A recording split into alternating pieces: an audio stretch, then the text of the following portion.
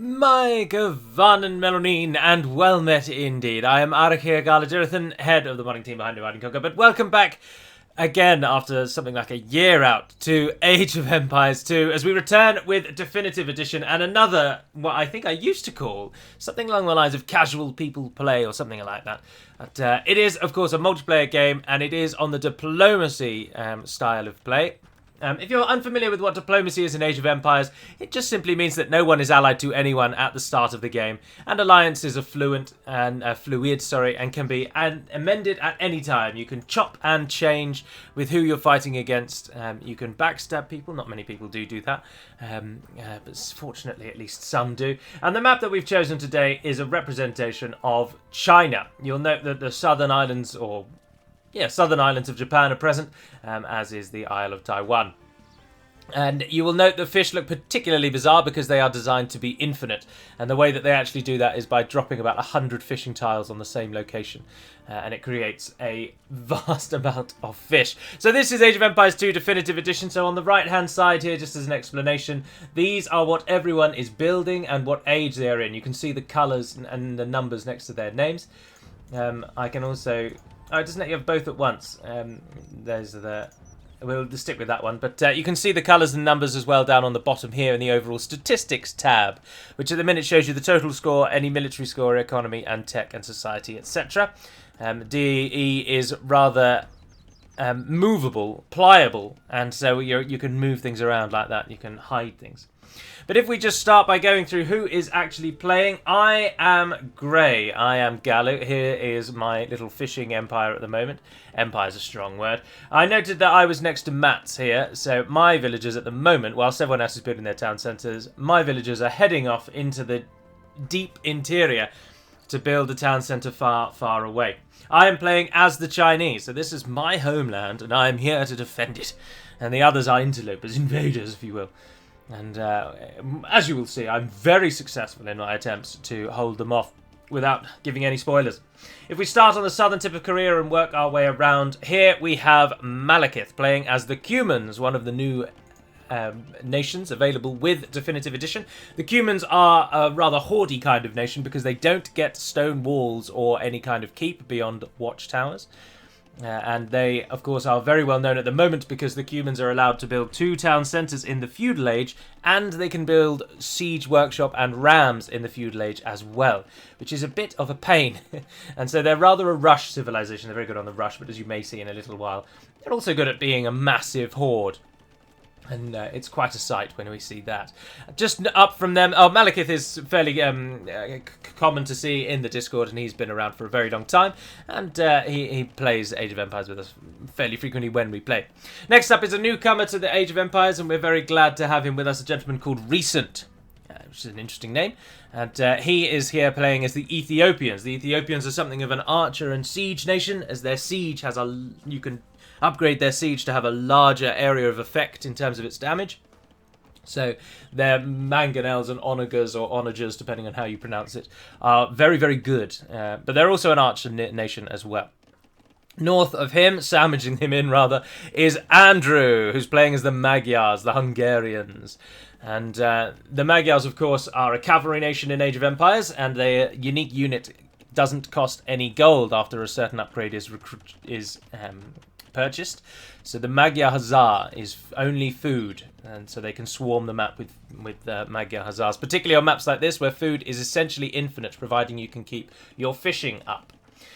Coming out of Korea then and bracing into mainland China, we come across Alex. Alex and Andrew, by the way, are both also old guard. They've been around for a while. Alex is playing as the Malians, who are a bit of an interesting civ. They get their infantry is better against archers than most other infantry, but also they get better cavalry. Their cavalry is better against either buildings or archers. I can't remember, but we should be able to find out. Let's do it as a test. If we swap to see what Alex can see, it jumps us to the river, the ocean there.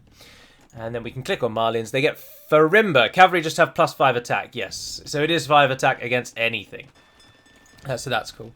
The reason I'm going to mostly stick on Gaia is because when you play as a nation, you get all of their sounds. So when a boat builds, for example, or when someone sends them a message, or just when they click on things, you get all of those little noises, and I personally find it distracting when I'm watching the replay. So we might jump between them to see where their economy's at certain points. Otherwise, it will keep it where it is.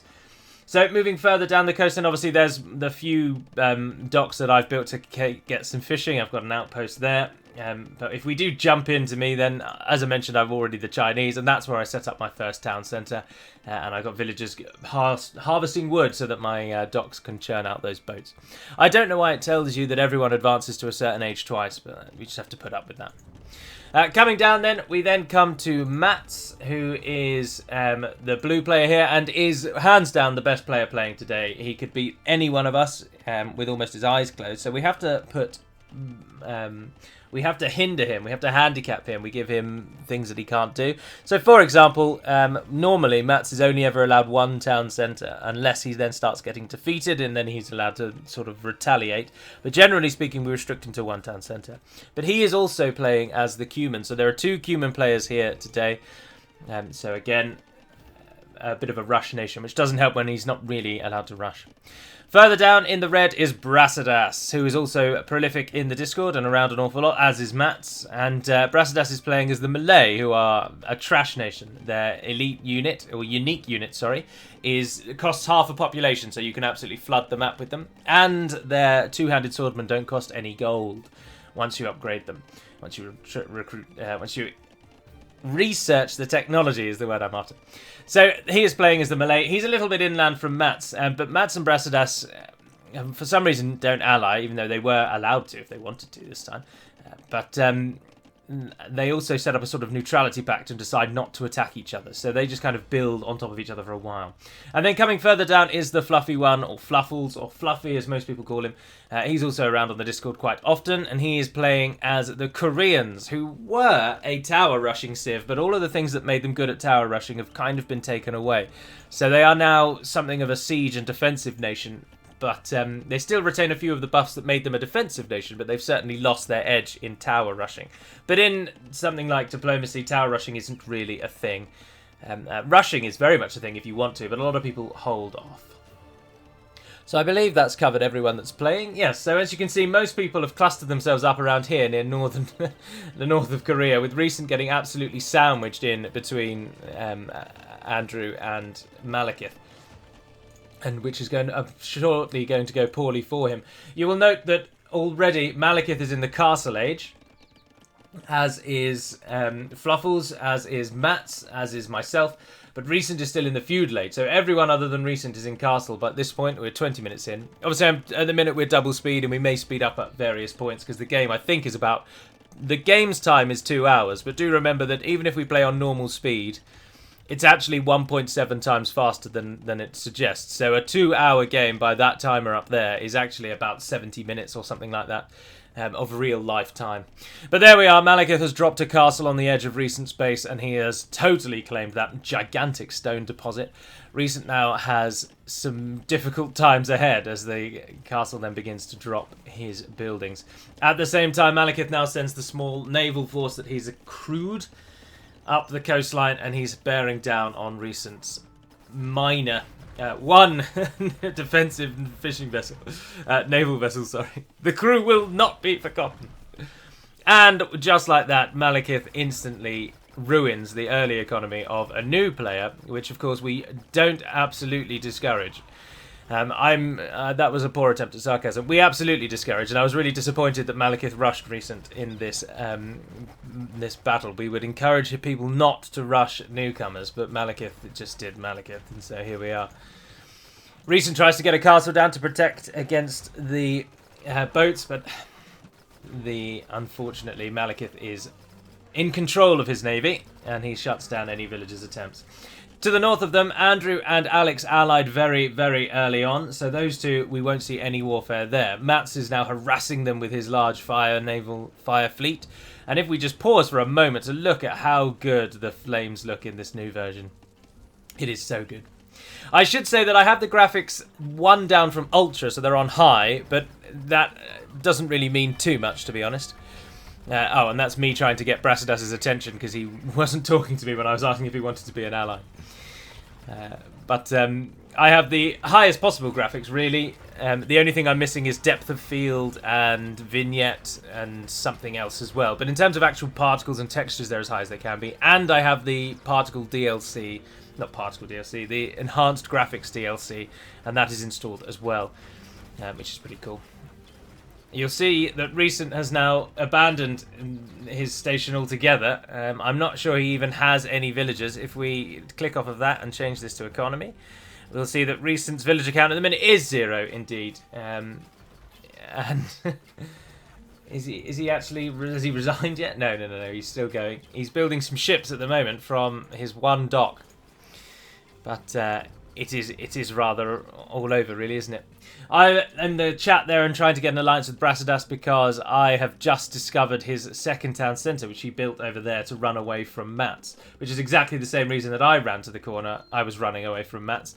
You'll see that I've just got some town centres up and trying to get as many resources as possible and dropping as many houses as possible. My military score at the moment being a firm 0.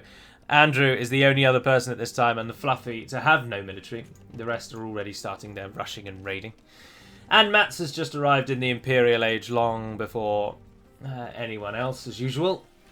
Mats is what we like to affectionately call a tryhard. And so even though he is incredibly good and can beat us with his eyes closed, he doesn't seem to be able to just sort of not play to the best of his ability.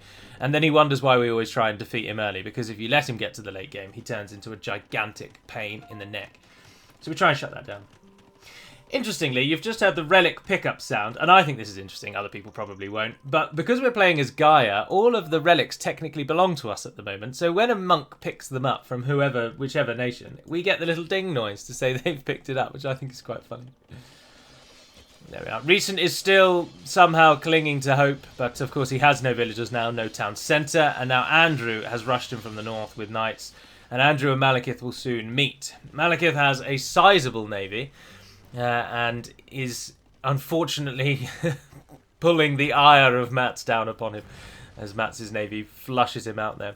Now I will probably spend most of this replay at least double speed, because I am fairly certain it is about 2 hours in length, but we will slow down when the major action happens. But of course at the moment everyone's just kind of booming and trying to get their defences, in my case. The Great Wall is coming up. And they're just trying to get to a position where they have troops. But most of the fighting does take place up here, where the Cuman unique unit there, the Kipchak, which fires when it's just a Kipchak, it fires 2 arrows, I believe. You maybe just saw it just there. When it becomes elite, it fires 4. They're very inaccurate, and it only does a base damage of either 4 or 5. I think 4 on the lower tier and 5 when it upgrades. I don't know why I'm guessing. We can just go and have a look, can't we? If we change to Mats. And let's jump across to the castle, where we will find the Kipchak. There it is. It does 5 as a base for both, actually. That's interesting. So it remains as a low damage unit throughout, but it does fire those 4 arrows. So many people are calling it a mounted Chukunu, and we discussed this at length. In my personal opinion, I don't think it is as good as a mounted Chukunu. It is a similar, of course, you cannot take away from it that it is similar in terms of how it actually works. It's an archer that fires multiple arrows. But a Chukunu has considerably more damage, accuracy, and punching power. The Kipchak's advantage comes in its mobility. But we shall see some more Kipchak later. You'll note that Andrew and Alex have already formed their great cavalry alliance. And that whole area from Korea round, curling round into, well, isn't Beijing about here-ish in real life? Maybe a little further inland. Or possibly just up here where the town centre is. But that's where they are anyway. And they do form a grand alliance. Malekith is being sandwiched onto the edge there and has yet to flee to the Isles of Japan. But he's got very few options. As more people arrive in the Imperial Age, the trebuchets arrive. And the trebuchets are another excellent new feature, or not new feature, sorry, but the way they've been updated is absolutely amazing. The way that the bolt, the damage effect that it does, which for some reason at the moment it isn't doing, which is really disappointing. But it has a very cool attack animation when the rock or the projectile actually hits its target. And you did see it when it fired its first one, but for some reason the rest of them aren't. But we'll see it more in a moment. The other difference to the trebuchet is it now has an animated turntable, or turnstile, turntable, turn base, whatever it's called. So if it fires over here, and then you tell it to turn over and fire over there, it actually rotates rather than just instantly turns around. Ah, and there you are. You're seeing the projectile explode against the face of the castle. It just looks so good. The game now looks so nice. It's nice to look at. I would submit. And when the trebuchets are upgraded, the castle destroyed there. When the trebuchets are upgraded with chemistry from the university, then their bolt has a flaming explosion, which is cool.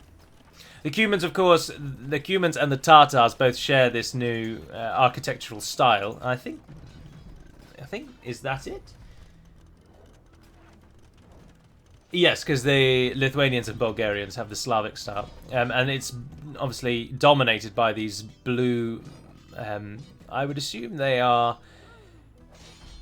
sort of like a pottery kind of material.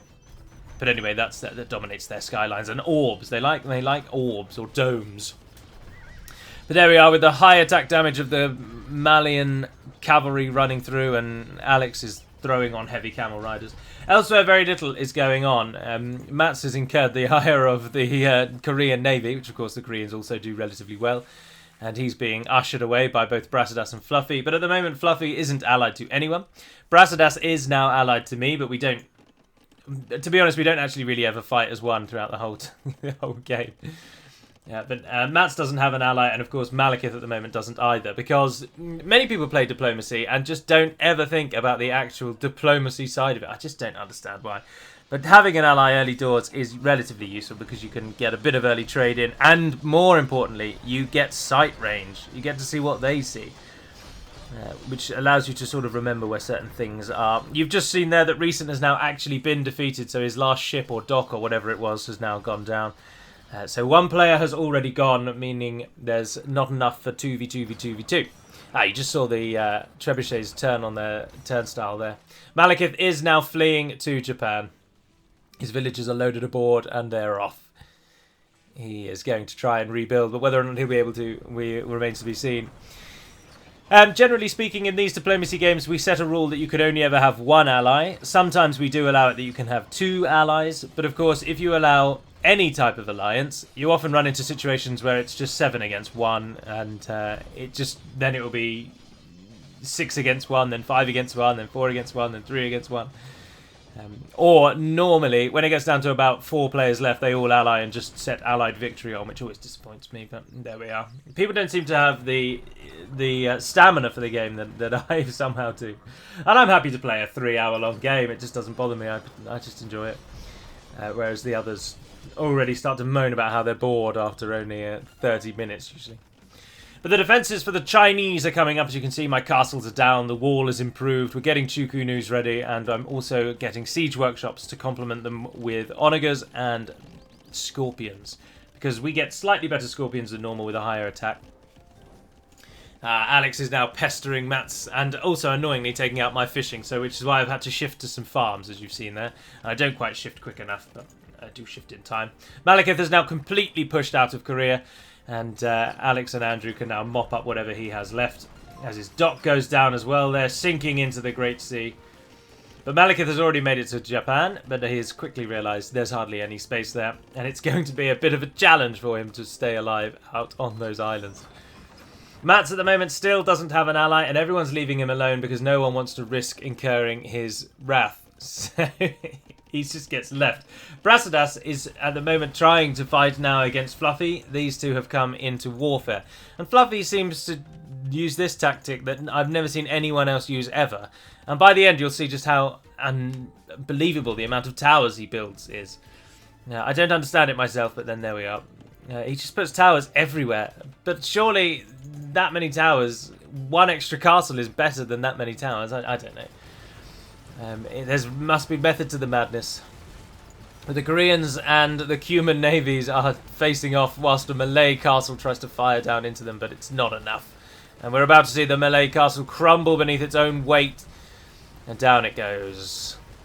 Nothing but rubble remains.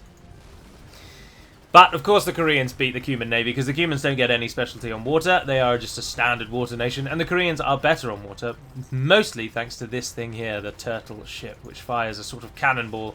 But it isn't really a cannonball, but it is. It doesn't have the same damage of a cannon galleon. Speaking of cannon galleons, they are not available in this game to anyone unless someone's basically been defeated and it's pretty much all over. Otherwise, cannon galleons are not allowed. Which we do, generally speaking, because otherwise It just allows you to build up to the edges to the water with without too much fear that someone's going to come along and just wipe out your entire army with cannon galleons, which I appreciate is a feature of the game, and if there are people wish to use it, they can do, but we've always taken the view that it often hinders the players who possibly aren't as good because they don't really prepare for the cannon galleons, and we try and make the game as beginner-friendly as possible. We want people to come and play with us, and we want people to enjoy playing. We don't want people to play and feel like they were absolutely massacred by a sort of pro player, if you will. There's the beauty of the Chuku news.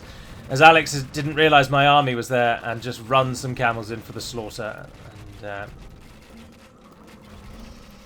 Alex and Andrew now in a real dire situation because you can, from that little strip of light blue there over to there, is the only way out of their base, lest they go on the water, which Fluffy at the moment completely dominates. So they're a little up against it, and they now start preparing, as you can see. Stables are giving way for siege workshops as they've seen my force, but I, foolishly, spoiler alert, do not capitalise on my my shock factor there, if you will, the shock value of them finding my army. We've got about 120 Chukunus, and there's a fair few Onagers.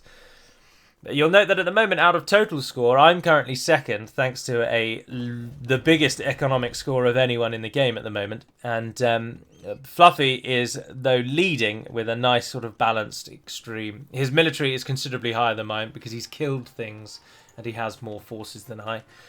But Malekith, of course, at the moment at the bottom because he had to flee and rebuild and see what he can do and try to come back. Alex and Andrew hindered by the fact that they've got no space and they've almost already used up most of the resources of the Koreas and that slip of mainland China. But now we may begin our assault. And in we go. I didn't want to try and squeeze through that gap or take down the gate, so we are cutting our way through. And again, slowly is the problem. Too slowly. We are putting ourselves into a bottleneck here and it's going to cost us dearly. But we do take a fair few of the enemies with us. But, again, we cut more of our side away because now we've got to get through either this gap here to the south of the gold or destroy the buildings that go around the north. And then again we met with a wall at the end. But we're just sort of slowly making our way through. Unbeknownst to me, of course, I didn't realise that they had basically no military. This is the combined might of Alex and Andrew's cavalry force, which is no match for what I've got at the moment. But with the simple introduction of Onagers and the fact that I micro poorly, and now I'm just standing still for absolutely no reason, all puts us in pretty poor stead. But we start taking down the gate. The trebuchets are up and trying to target the Onagers, which come out and easily drop almost all of my trebs. Most of my Chukunus go down in some, again, poor decision making on my part. And with 4 Onagers, half of my Chukunu army goes down because I am just poor at the moment-to-moment decision-making. And you'll see they're throwing on Onagers, the trebuchets are firing, they're giving it their all, and my Chukunus are going down. And then there's now not many of them left. The cavalry will be able to move in and finish me off shortly.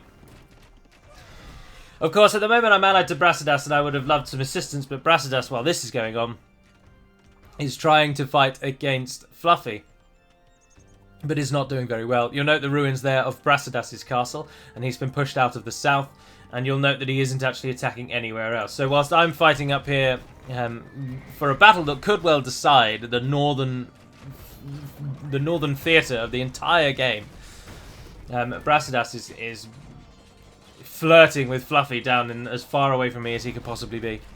And with that, my military goes down. You'll note throughout that there were some key problems, some key failings on my part. Number one, I was nowhere near quick enough. And if I had just rushed through as soon as we attacked those camels, I would have got to them long before they would have got this many siege workshops down. And I would have been pushing them back, and we would have been able to break into their base. Number two, I didn't bring any villagers in support, so I couldn't drop any forward bases, which would have meant my troops are coming from here, which is a big thing, that another one that I always forget to do. Once you claim land, you should always try and put down recruitment buildings so that your front line can be reinforced quickly. And that is another thing that I know to do, but forget to do almost every single time. And then secondly, of course, I just don't micro at all when the moment comes, and I don't most of my Chukunus die to a minor number of onagers, and it's an appalling display in the truth by the end. But at the moment, the Chukunus have the absolute edge over the army that Alex and Andrew have got. The only thing that we need to fear are the onagers. And if we can get in and shut those down, then it's all right. But we've already lost the momentum now. We're on the back foot, and the onagers are closing in. Economic-wise, though, I am still doing fine, and I can churn out these troops for days. You'll note considerable piles of gold are still in the sort of area that I occupy. So gold is not a problem, and food with the courtesy of farms isn't a problem. But then at that moment, Mats decides that neutrality is no longer for him, and a horde of Kipchak come in from the side to try and show the Chukunu who actually is boss. Disappointingly so. And most of my forces now go down. Now, of course, the Chinese don't get any gunpowder, rather paradoxically, and I can't support my force with any cannon. So the Chukunu, if I want to try and... What I should be supplementing these with is some cavaliers. Now, the cavaliers' purpose would not be to counter their cavalry. No. The Chukunus can handle the cavalry. The cavaliers would be to stop their siege. And again, as another failing on my part. I could have got siege to counter their siege, but I absolutely hate siege. I can avoid it. Mats has got a rather large number of trebuchets, as you can see, and as they explode on the ground, my Chukunus are going down. Now, it might look like they're doing area damage, but they don't really. It's a very centralised blast. The Chukunus move in, and with the help of Alex to the north, they're not allied, by the way. You may be wondering why I'm being attacked by two people. This is how diplomacies often go. People make unofficial alliances, neutralities, and war pacts. And that is what has happened here. And now I have totally lost momentum, and the enemy will now come up against the Great Wall. In the south, Brasidas has managed to build a forward military base, and he has now got Fluffy at least held, but that's given Fluffy time to focus his attention on the south, and he's now throwing out Korean champions, which is something you don't often see. Otherwise, though, he is unchecked. And him and Mats have now either already allied or they've agreed a neutrality pact, but they will ally by the end. Malekith has made no dent back on this game, and he now just resides on Japan, harvesting it for all of its resources, which he's put into his navy at the moment, but it remains to be seen whether or not he'll get back in. For me, as you can see, they cut down the trees rather than come through the wall. I had some siege onagers, but again, 1 or 2 siege onagers can absolutely ruin a group of the same for the other side.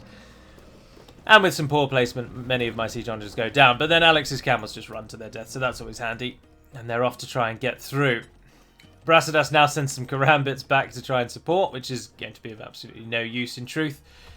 And Mats pulls his large army back out. He doesn't want to actually get properly involved yet.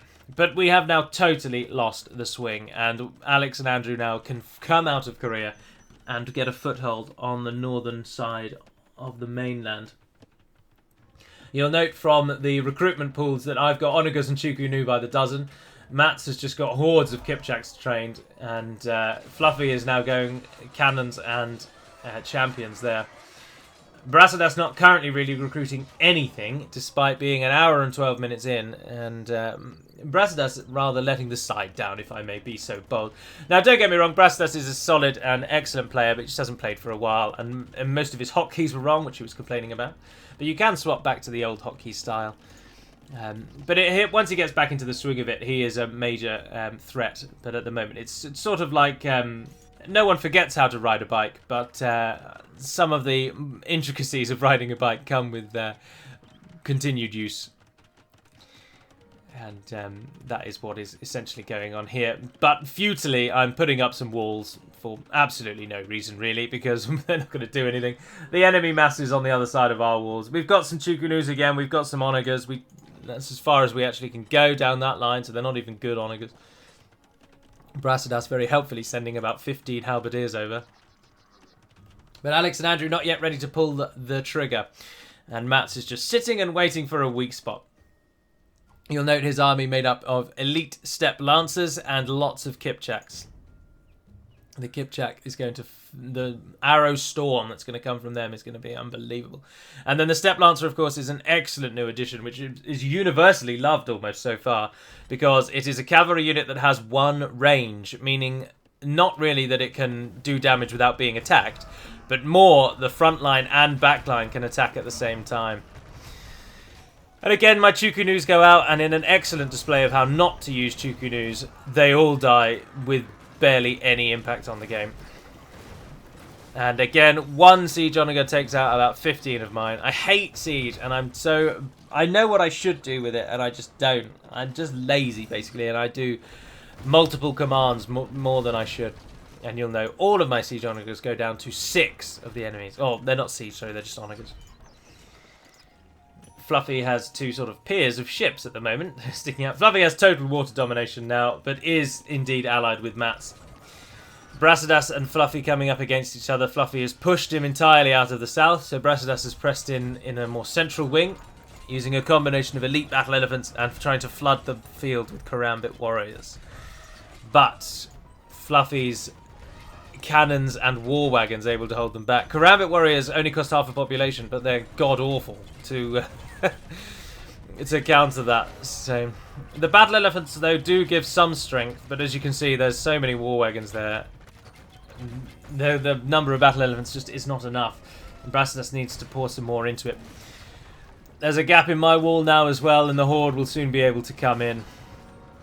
And, oh, Alex is staying a little too close to Mats, and Mats just reminding him why he should not go over there, as the actual Horde, which is the namesake of this episode, begins to really take shape. Brasidas and Mats, if you are interested still, have had a neutrality pact since they met each other an hour and 20 minutes ago in game time. And that neutrality remains almost till the end. I have pulled back now, accepting this first forecourt area is lost. More castles are down, and we're going for some halberdiers to try and support against the hordes of camels. And the Chukunus just trying to take out any siege that they can. And, but against the enemy's camels now, there can be very little hope. Camels and cavalry galore. The great architecture of the Chinese crumbles over the invasion of the Magyars and Malians, of all people. Not an alliance you often see, but there we are. Another relic has been claimed by someone. But I've now slipped right down the table, as you can see, and my economy is now languishing. I'm down there with Brasidas and Malekith, of all people, who still only has Japan. And I never actually met Malekith in this game, so I don't actually know what happens to him. Other than, obviously, I know what happens to him. We all know he's not gonna win. But I don't know how his defeat comes about, or if he just resigns. He's also made a little enclave to head down to Taiwan and hope no one notices. But you'll note there, of course, they've now pulled the trigger. I've lost the forecourt area. Cavalry is swarming my Chukunus. I haven't even upgraded to halberdiers yet, so we've only got pikemen coming out. And castle goes down as the trebuchets turn their gaze on all of my defensive structures.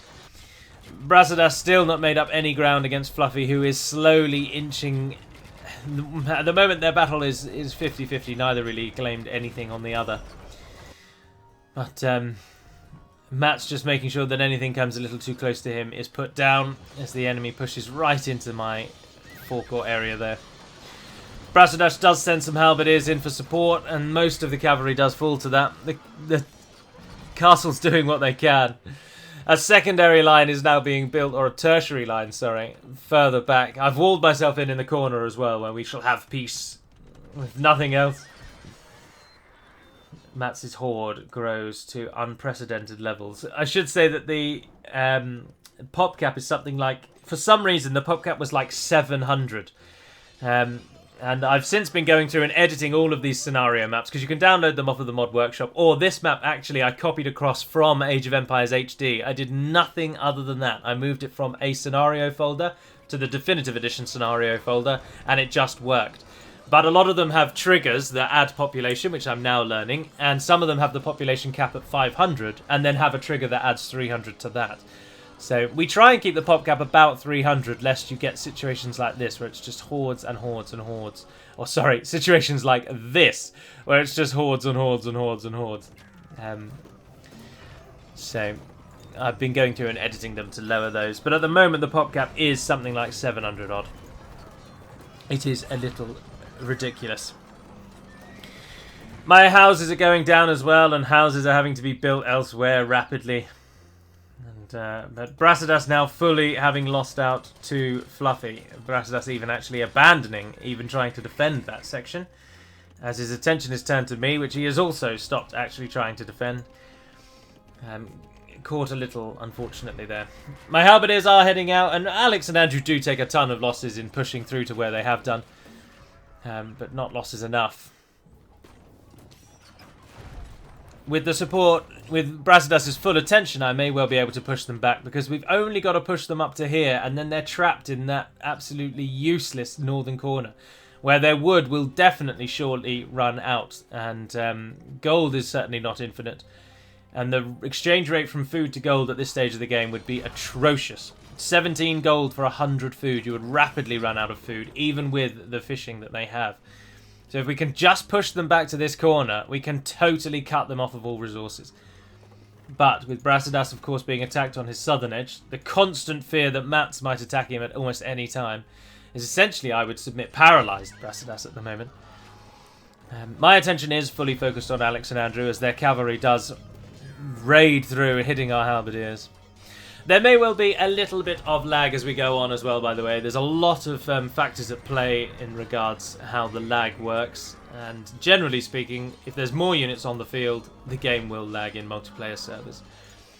And you will see that it gets a little worse a little later on, but the Horde finally moves. Mats sends out, and his official words were that he wanted to act as something of a peacekeeper. And so the hordes of the Cumans burst into the side of Alex and Andrew's convoys. And in very, very short amount of time, the buildings go down with a sheer number of lancers, kipchak and trebuchets. And the gateway from Korea to China is closed. The few forces that Alex and Andrew have here now have to turn back in a desperate attempt to try and stop Mats' onslaught. If Mats turns north, it is all over for Alex and Andrew now. It is all over. I have desperately been trying to get Mats to ally with me, and I would happily break my alliance with Brasidas and turn on him if Mats would simply ally me, but he refused. Pretending, I say, to be something of a peacekeeper, because you'll remember that at the moment Mats is actually allied to Fluffy, so he's lying to us all while he goes about his business here. But the Horde shuts down the invaders quite swiftly, and you'll see there the elite Kipchak with the sheer number of arrows that they fire off. The heavy camels of the Malians, no match for the just absolute storm that they face. As Kipchaks and Steppe Lancers. Is Kipchak already plural? I take it from the campaign, Kipchak is actually a tribe, not a specific unit. So you'd probably say Kipchaks, wouldn't you? Or would you say the Kipchak, as in the group of them? I don't know. Each to his own. In the little respite, you'll see that I do basically nothing, and use this opportunity to do nothing. Alex and Andrew in a similar position, though. Their troops have stopped streaming into the middle, as we all kind of now realise that Mats can win this in a heartbeat. No one has enough to stop him. And to be honest, what we should have done here is allied together and turned on Mats and taken him out of the game. But for whatever reason, it doesn't come to that. Possibly because we actually couldn't do anything. His force is so large. Absolutely gigantic horde. But there we are. There's a brief moment of peace, so we'll speed it back up. Brasidas and Fluffles at the moment. Fluffy just finishing off what Brasidas has left. Ah, and all of this time as well, sorry, I've not been showing you. Malekith does go down, and he goes down to Fluffy, who sends in his navy to shut down everything that Malekith has. So we can speed that back up. It's only navy attacking buildings and things. But I've been said to look out for the destruction animation of the turtle ship, which we just saw one go, but it was at times, it was going too fast. Ah, there we are. Yeah, it breaks apart like a building. That's interesting. So rather than actually sink, which you'd expect it to do, it collapses. That's a bit weird, isn't it? But anyway, there we are. Malekith now finally getting taken out of the game. I don't know if he actually resigned. No, he hasn't resigned yet. But he's definitely gone. So we can tick him off as well. His castle not doing much against the storm. I've used the word storm twice, but there's just so many projectiles. the Cumans aren't really very good on water, and Malekith has nowhere left to run. Setting up, I always just think this is so stupid. Not what Andrew is doing now, but on these giant maps, all of these, because Malekith is a very good player, and if he was allowed to grow, he would have been one of the better players here today. And they always land as fast as they can and build straight away, and it's just it's such folly. With just 2 minutes of scouting, Malekith might actually have survived in this game, but because he landed as soon as he possibly could and put himself on this stupid little spit of land with no benefit, and he didn't move when he realised that this was a stupid place to build, he is now out of the game, and there's no two ways about it. The only other hope, of course, was that he might have been able to press out and attack Andrew, but that was always going to be an uphill battle because Andrew has more land. Notwithstanding the fact that Andrew actually allied with Alex, so it was 2 against 1. But even if it was 1v1, Malekith only had what you can see on the screen here, and Andrew had all of this. So, granted, anything can happen, and who knows what way it would actually have gone. But it's you do yourself such a disservice by not at least giving yourself the best possible start, I personally think. And I think Malekith is considerably better than me at this game. And I don't deign to teach him or to try and educate him or anything like that. But I'm simply saying this for those of you who might join us in Diplo games and maybe haven't played before. I would always recommend, at the level that I am at and most of the people playing here, just a little bit of scouting first. Have a think about what type of map it might actually be, and just make sure you're not building your town centre on a ridiculous dead end like this, because it will not serve you in good stead as it goes on. I finally actually have some troops now in the gap that the Horde has created, and but Matt's now not really wanting to pull the trigger on anyone, so he just sort of sits there. Brasidas still trying to keep up the fight against Fluffy, and he's now sending Arbalisters in to cover that gap. Unfortunately, because this is an HD scenario, you'll note that the river has no difference in where the actual crossing is. And it proved to be a real pain in the neck. The war wagon's just making absolutely light work of those. We just saw the trebuchets on their turnstile. That was cool. Brasidas is so desperate, he's trying to target individual war wagons with his trebuchet. But he is now swarming them with halberdiers, and they are slowly getting beaten back. But the number behind. Fluffy has had the whole south of the map to himself. But I am also now engaging Fluffy, trying to assist Brasidas. I accept that the north is lost. But at that moment, Mats decides peacekeeping is not really in his repertoire, and he starts attacking me. So it's become something of a race against time. Can we push into Fluffy's land quicker than Mats beats me out of the north? Unfortunately, because I have a tendency to backstab, or rather, let me rephrase that. I have a tendency to play the game as it's supposed to be played, so people tend to target me because they think I'm going to attack them. And I've tried to explain that I don't backstab on a whim. I only do it when it is actually viable. And so you can plan if I'm going to backstab you. Or, something I try and encourage people to do, and they never bloody do. Backstab me first. I'm not going to be moaning if you backstab me. It's the point of the game. But they always bang on about honour. And honour in a multiplayer online game makes me laugh.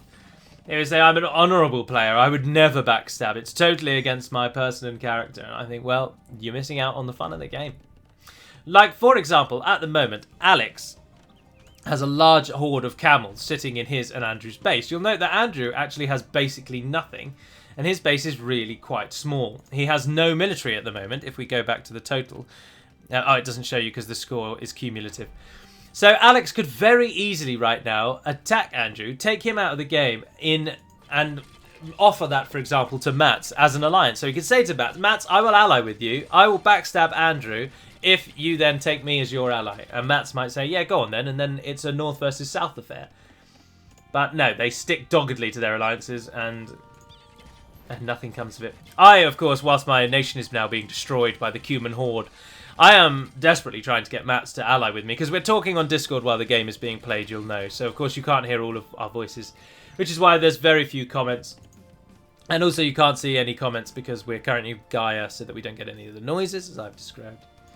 If you're wondering what happened in the south, I lost quite soundly to the hordes and hordes of war wagons. And then, as I say, Fluffy then starts this bizarre defense tactic where he just builds shed loads of keeps.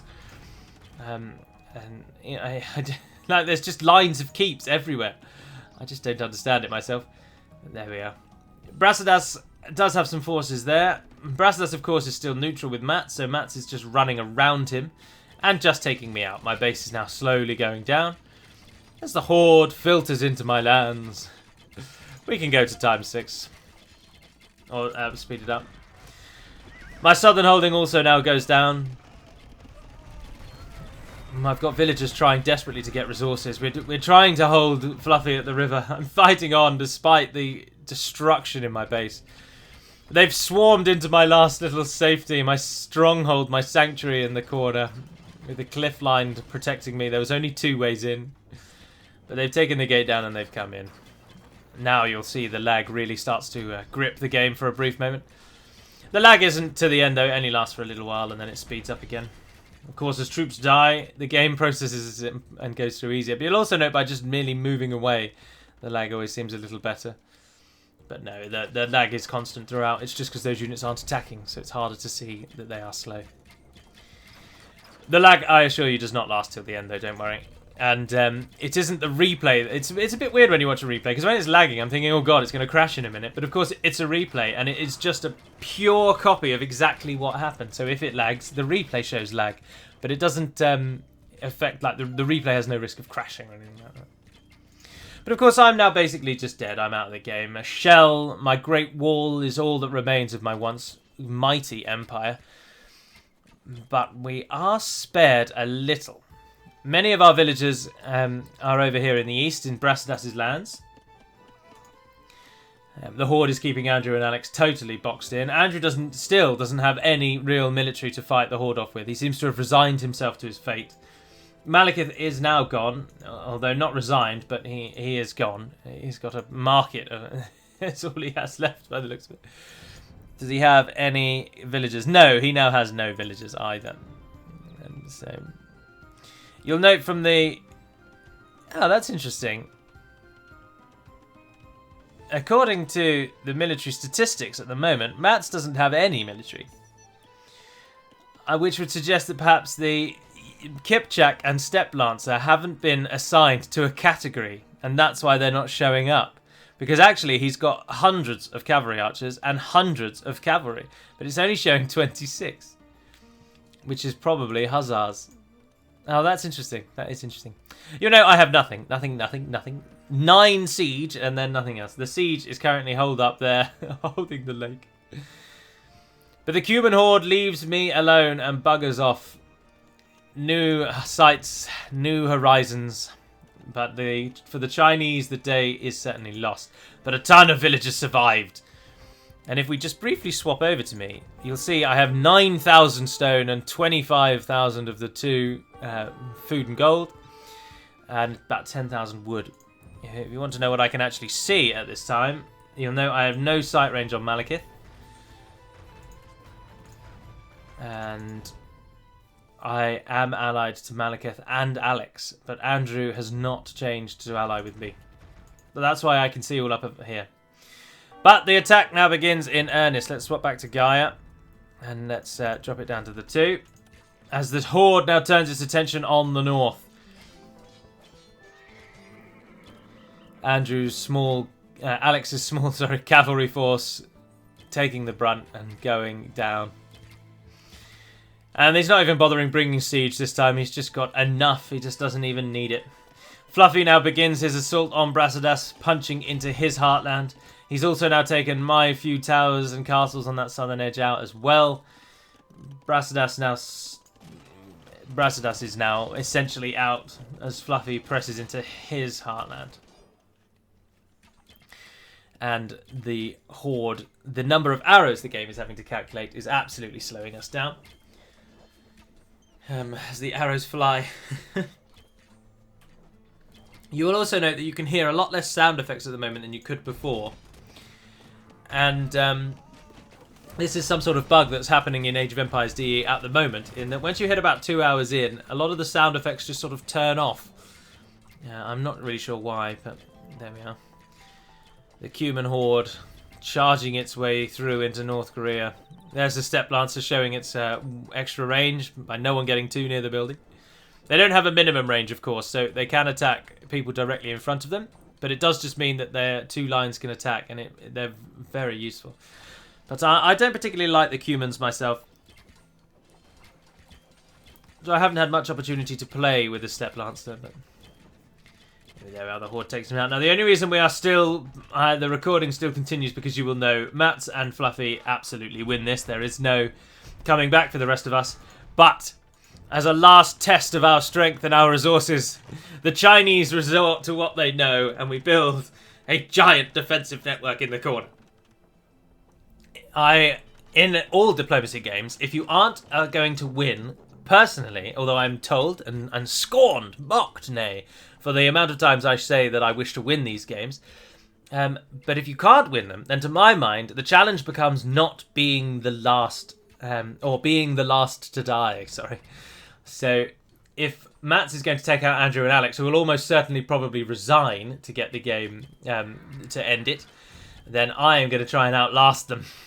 With an inordinate amount of stone that I have, I put it into a nice sort of fortification, and then we chuck all of our wood and gold into Chukunus, and our villagers construct this nice little fortification. As the Cuman Horde now even takes down castles with Kipchaks, it's just ridiculous how many units Mats has. This is why I now have gone through each scenario and lowered the pop cap substantially, so that things like this don't happen. Now, Mats would still be able to win even with 300 pop cap, of course. He'd just have a smaller horde, but a smaller horde is inherently easier to deal with because certain units, like onagers, can take out a lot of units at once, and they therefore pay for their price. They are very pop efficient. Whereas the Kipchak isn't actually that pop efficient. It is a good unit, and en masse it will deal a lot of damage, but it is quite a weak unit physically, and it dies quite easily. You'll note it's got no starting armor or pierce armor. So its standard armor is 0-0. And it only has 70 health. So it can be killed quite easily if it is on its own. And so if you can get through to the Kipchak, you can take them out. And I'm trying to see if he has any cavalry archers for comparison, because obviously it's a good comparison, because it's just a variant on a cavalry archer. But the Cumans now break through and hit the south. Brasidas, at the moment, up against all that we're up against, he isn't actually training anything. Let's just change to him and see what kind of economy he's got. He's completely out of gold. He's got an absolute ton of food, as the Malay often do, because, of course, they have infinite fish farming, which he isn't actually taking advantage of at the moment. He probably was, but his ships have been destroyed, I expect. But their fish traps are infinite. They last forever. So they do actually have it's one of the few infinite sources of resources in the game. The other that comes to mind immediately is the Feitoria of the Portuguese, which will just give in resources forever, regardless. And the Malay fish trap is another thing that does that. I think those may be the only 2 infinite things, actually. But Andrew's base now, all he has left is what is in Malekith's old base, and he's got a town centre there. Alex's only offering now is 1 monastery, 2 relics in it, and a few villagers outside praying at the moment that they don't get found. Otherwise, those 2 are also now completely out, so we can tick off Andrew and tick off Alex. I, of course, am rebuilding in earnest, as a nice little housing district is built behind my solid wall. We've got some stables put down now as well, and the Chukunu are pushing out into the gaps to be able to support. And I've set the challenge to Mats. I've said, come at me. And we shall see who outlasts the others. Although in truth, actually, I do think Alex and Andrew probably do outlast me. And Malekith, I think, actually lasts to the end, courtesy of his 1... no, he has gone. He's been defeated. Or resigned, I'm not sure. But I'm thinking of a different game, sorry, where someone was defeated almost straight away at the beginning and then managed to last till the end by just hiding in plain sight. Which is why I always play as Grey, because I think I'm happy to explain it. The grey colouring on the map is very easily mistaken for stone piles. And so obviously when my base is like this in the corner, if I move the square away, you'll see obviously it's very obvious a large chunk of grey over there. But what is not so obvious, for example, I've got an outpost in the middle of Mats's base. Now, if I were red, there would be one bright red spot in the middle of Mats's colouring, and he'd be able to see that outpost. However, because I'm grey, it blends in with every single colour. Even the teal player would look and see grey and think it's a stone pile at quick glance. And the purpose and the only sole reason for this is because I like to sneak villagers past enemy lines and build buildings they're not expecting. And the grey colour helps with that. So that's why I do it. Now, Mats, as you can see, takes out my castle with a trebuchet, which I'm very disappointed in. And I did ask if he could perhaps not bring trebuchets, and we'll test his kipchaks against my chukunus. And I've put the chukunus out into the gates, locked the front gates so they don't go any further forward. And we'll test it. We'll fight. The arrows will fly in both directions, and we'll see how many kipchaks will pay with their lives for today. We are now training cavaliers because I have a ton of food and gold, and our first army charges out on the southern side there. Fluffy now has the entire southern map. You'll note almost if you draw a line directly east-west through the middle of the map, Fluffy has everything to the south of that line. So obviously him and Mats have one, and it is really now just a case of waiting for people to resign, really. But I wanted to test my great wall against the hordes of Cumans, and I was hoping to turn off the UI and take a screenshot, but I don't know how to do that. So if anybody does, please do post it in the comments, and I'll look into... I will then be able to take wonderful screenshots of my great wall. I was trying to get an achievement with this castle, whereby if you build a castle and it gets to 95% completion or more and is then destroyed, you're supposed to get an achievement. And I built that castle up to 96%, and then I left it, waiting for it to be destroyed, and it does get destroyed in time. And I didn't get the achievement. But then 2 days later I was playing a campaign, and I'd built an outpost to 98%. So an outpost building, you've had me correct, one of these buildings here. I built that to 95%, and it was destroyed by the AI in a campaign map, and I got the achievement there. So it's fair to say the achievements are a little bugged at the moment, and you may or may not get them. But the Chukunus finally move out, and the Kipchak horde is just too much for us. My cavalry tried to cross that river and died to the Steppe Lancer gate, because the Steppe Lancers can block themselves in quite nicely. But more cavalry surges out into the field and then runs backwards and forwards and does nothing and gets killed by Kipchaks. We're heading out to stop the trebuchets. Andrew has fled to Japan and has built a load of cannon galleons. And look at the stream of blue that is just washing across the map to me.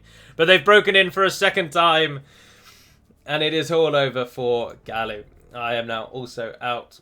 Brasidas, of course, against Fluffles. He's the only real player left, and even he doesn't really have anything left either. So we can skip forward now. I'm fairly certain I resign in a moment. I don't make him take out everything. And there is nowhere else to run. There we are, I resigned. And it is... Interestingly, Brasidas... Mats is still not attacking Brasidas. Fluffles has taken him out entirely of his own accord.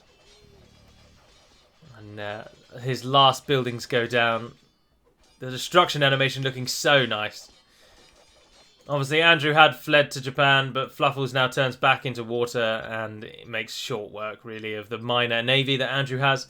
Alex has a few ships in the middle, but nothing else. Even his monastery's gone down now. Brasidas hasn't trained anything, you'll note from that marker. In about 40 minutes he's accepted it. In fact, he may even have resigned as well. Yes, he has.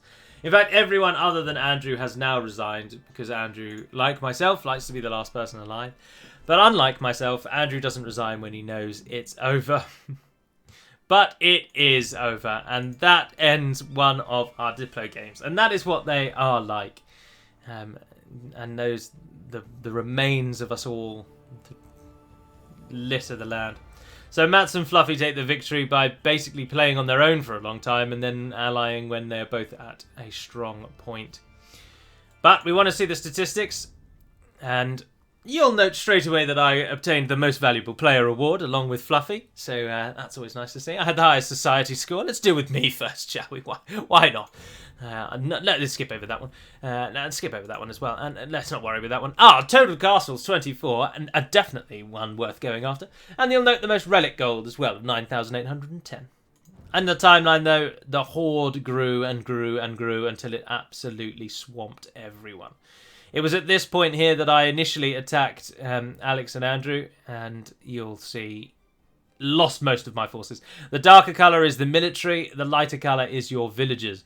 And that's where you can see Matt's villagers staying pretty much constant almost from the very beginning. And then military just blowing up. If we go to the military, Fluffy killed the most with 2,700. But his KD is basically 1 for 1, so not that great. Matt's KD is actually in the negative, so not that great either. Mine is in the negative, as is Brassadas's. Malekith has 1 for 1 with a slight positive. No one really. Andrew arguably has the best KD if taken purely as a ratio and not as the size. Because he has the biggest gap between the amount he killed and the amount he lost.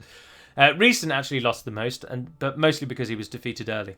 If we take Recent out of losing the most, Malekith then lost the least, and Andrew, of the actual players to make it to the end, he is the one who really should have that star.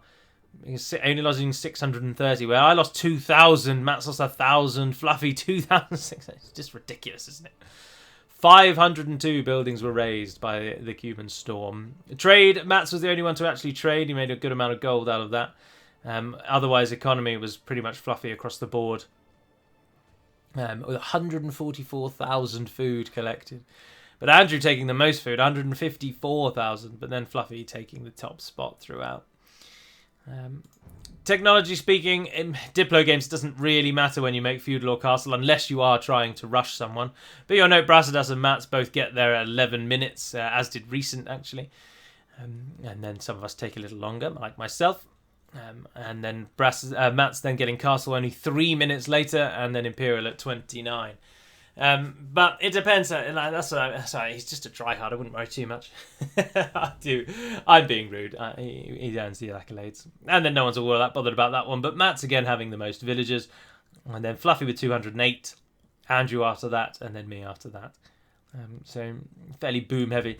But there we are. That is a diplomacy game. I do hope you've enjoyed seeing Divinitive Edition. I hope this video has been entertaining. I hope that I've provided entertaining commentary on the events of the game. And I hope that to see you again, hopefully on the field. We play mostly on Friday and Saturday evenings when we do play.